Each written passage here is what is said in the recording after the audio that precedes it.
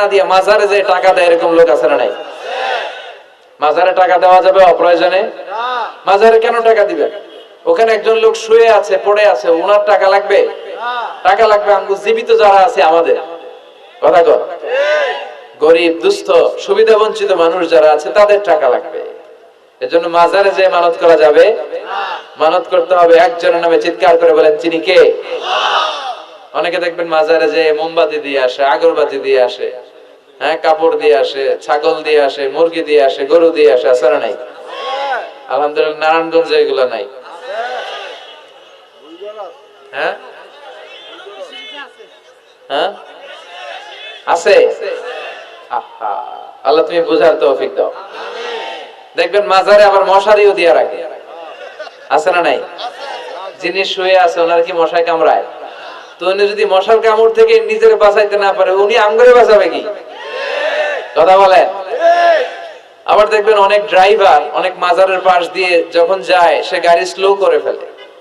ড্রাইভারকে জিজ্ঞেস করেন যে তুমি স্লো করলা কেন, সে বলে এখানে বাবার মাজার, বাবা অনেক গরম। গাড়ি উল্টায় দিবার পারে, কি করতে পারে? আচ্ছা, গাড়ি উল্টালে কি হয়? দুর্ঘটনা হয়, মানুষ মারা যায়। যারা মানুষ মারে এরা কি বাবা নাকি ডাকাত? তো এ কেমন আল্লাহর ওলি, সে মানুষ মেরে ফেলে। আপনি একটু আকল খাটালে আপনি বুঝতে পারবেন যে এগুলোর সাথে ইসলামের কোনো সম্পর্ক নাই। ইসলাম শিখায় চাইতে হবে একজনের কাছে। ইদা সাআলতা ফাসআলিল্লাহ, ফরিয়াদ করবা তো কার কাছে করব? চাইতে হবে কার কাছে? ছেলে চান কে দিবে? মেয়ে চান কে দিবে? ছেলে মেয়ে দুইটা চান কে দিবে? ব্যবসায় সফল হতে চান কে দিবে?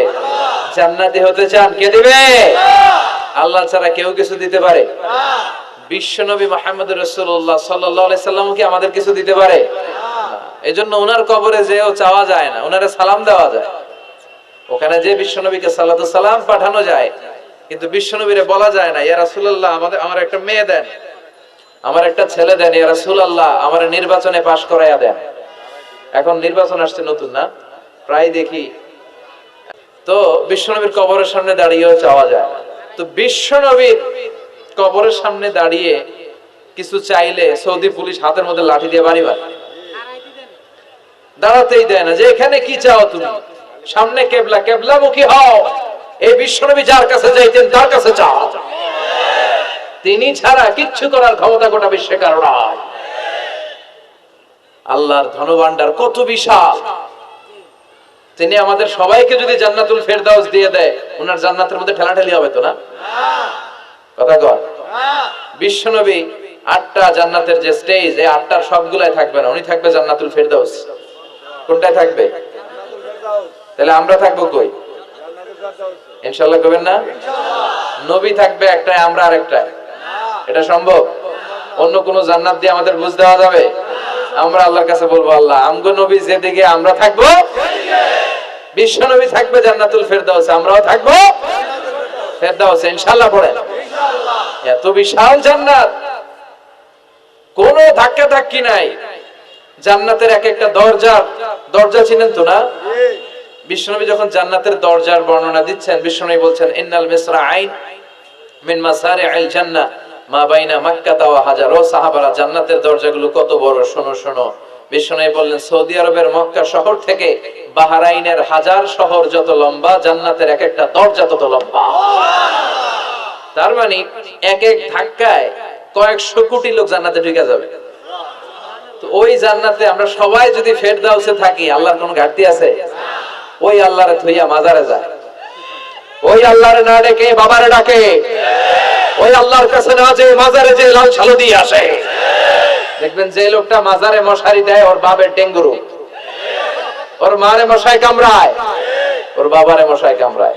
বাপ মার কাছে চায় না। বাপ মা যে কত বড় পীর সাহেব, গোটা বিশ্বের পীর সাহেবরা যদি একটা দোয়া করে আর বাবা মা যদি আরেক পাশে দোয়া করে, বাবা মার দোয়া আগে আগে কবুল হয়ে যাবে। এজন্য চাইতে হবে একজনের কাছে, তিনি কে? আল্লাহ। বিশ্বনবী যখন বুঝাতেন, মাঝে মাঝে হাতের ইশারায় বুঝাতেন। সুবহানাল্লাহ পড়েন। বিশ্বনবী যখন বুঝাতেন, মাঝে মাঝে প্রশ্ন করে বুঝাতেন, মাঝে মাঝে প্রশ্ন করে বুঝাতেন।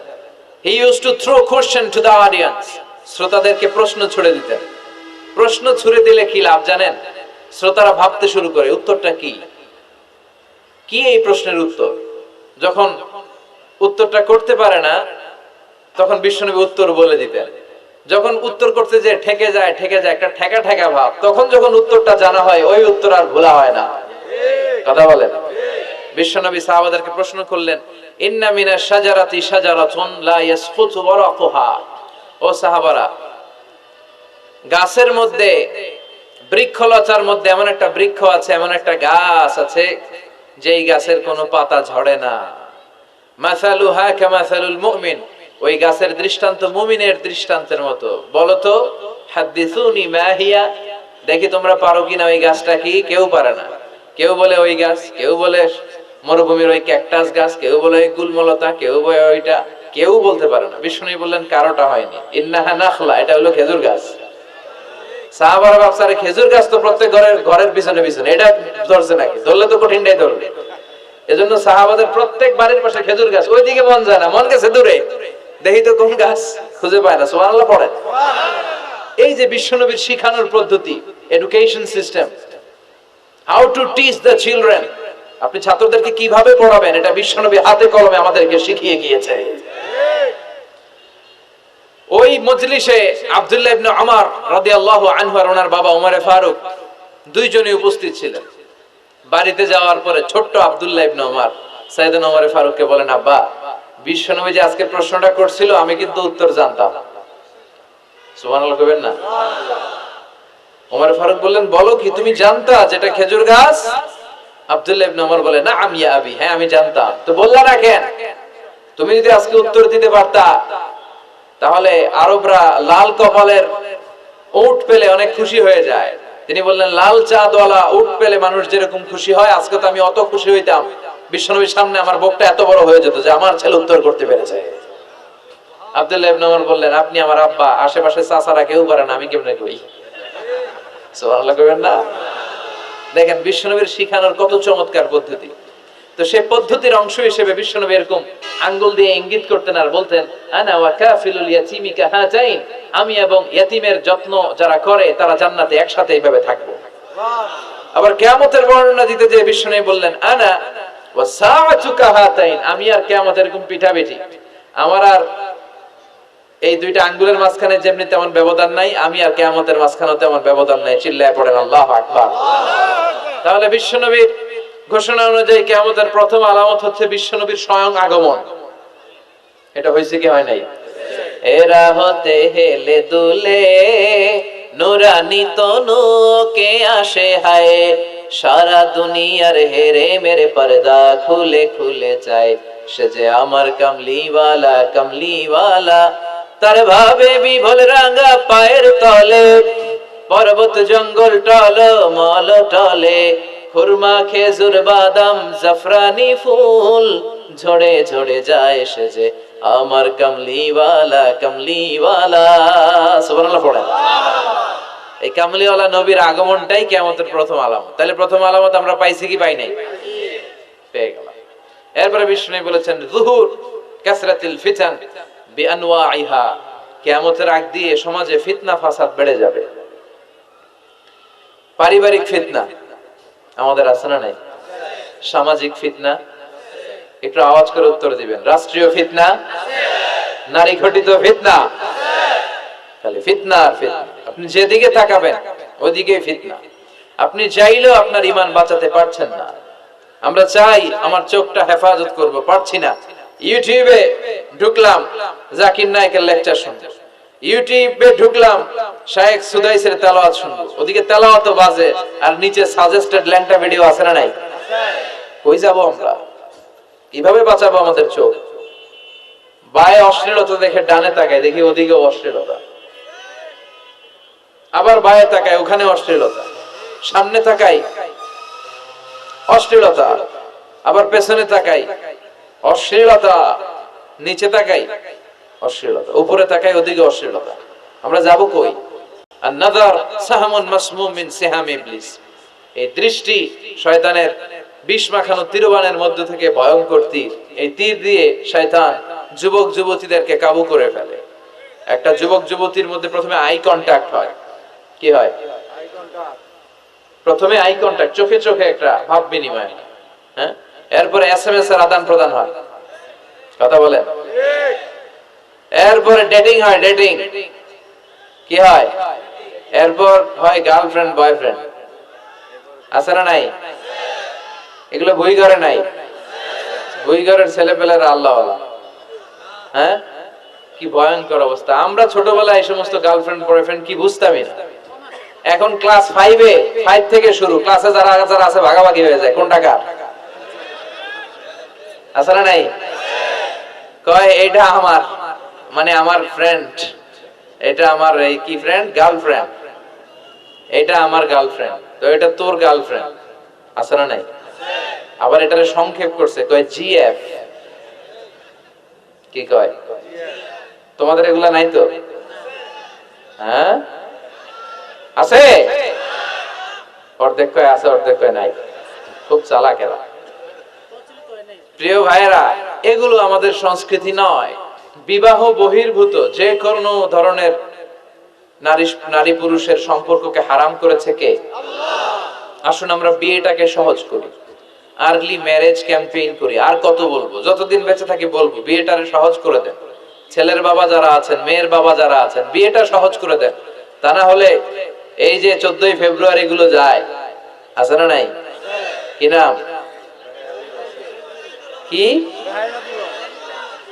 বিশ্ব বেহায়া, আহা, এগুলো আগে ছিল না, এগুলো সব কিয়ামতের আলামত। চিল্লা এখন ঠিক কিনা?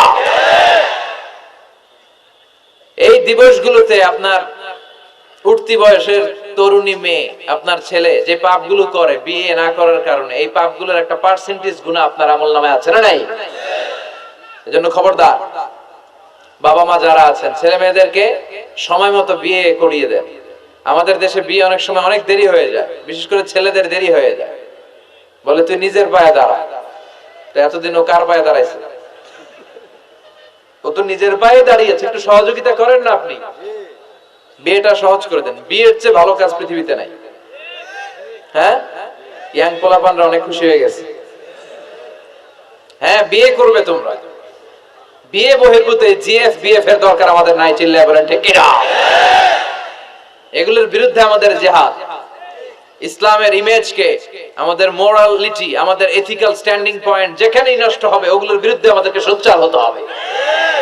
এই নৈতিকতার অবক্ষয় হতে হতে এমন পর্যায়ে ঠেকেছে বাংলাদেশটা এখন জাহান্নামের টুকরা হয়ে গিয়েছে। এখন মেডিকেলের ডাস্টবিনে ছোট্ট ছোট্ট নবজাতক বাচ্চার লাশ পাওয়া যায়। এগুলো সব 14ই ফেব্রুয়ারি পালনের ফসল। এগুলোর সাথে মুসলমানদের কোনো সম্পর্ক থাকতে পারে না। এগুলো ইসলামের সাথে কোনো সম্পর্ক নাই। এগুলো হচ্ছে পাশ্চাত্য থেকে আমদানি করা, পার্শ্ববর্তী দেশ ভারত থেকে আমদানি করা। আমাদেরকে যে ইসলামের সুশীতল বাণী বিশ্বনবী শিখিয়েছেন, আমাদের জানিয়েছেন, দ্যাটস এনাফ ফর আস, এটাই আমাদের জন্য যথেষ্ট। এজন্য এই যুগটা হচ্ছে, বিশ্বনবী বললেন, ফিতনার যুগ। আখিরি জামানায় জ্বলন্ত আগুনের কয়লা নিয়ে হাতে রাখাটা সহজ হয়ে যাবে, কিন্তু ঈমান নিয়ে টিকে থাকা কঠিন হয়ে যাবে। আপনি চাইলেও ভালো থাকতে পারবেন না, আপনি হকের কথা চাইলেও বলতে পারবেন না। ঝুঁকি আছে না নাই? গুম আছে না নাই? ক্রস ফায়ার আছে না নাই? কে কোন দিক দিয়ে গুম টেরি পাওয়া যাবে না, কিন্তু এই হকের রাস্তা আমরা ছাড়বো না। বিশ্বনবী বললেন, ফিতনা বেড়ে যাবে। আপনি হক হালাল মেনটেন করতে চান, কিন্তু পারবেন না। আপনি ঘুষ খাবেন না, কি হবে? টেবিলের নিচ দিয়া ঘুষ, উপর দিয়া ঘুষ, সব জায়গায় ঘুষ। আপনার পাশে যে চাকরি করে সে খায় ঘুষ, ও খায় ঘুষ, নিচের কর্মচারী খায় ঘুষ, উপরের বসও খায় ঘুষ। কথা বলে, আপনি চাইলেও পারছেন না। এজন্য বিশ্বনবী সবসময় দোয়া করতেন, আল্লাহ ফিতনা থেকে আমাদেরকে বাঁচাও।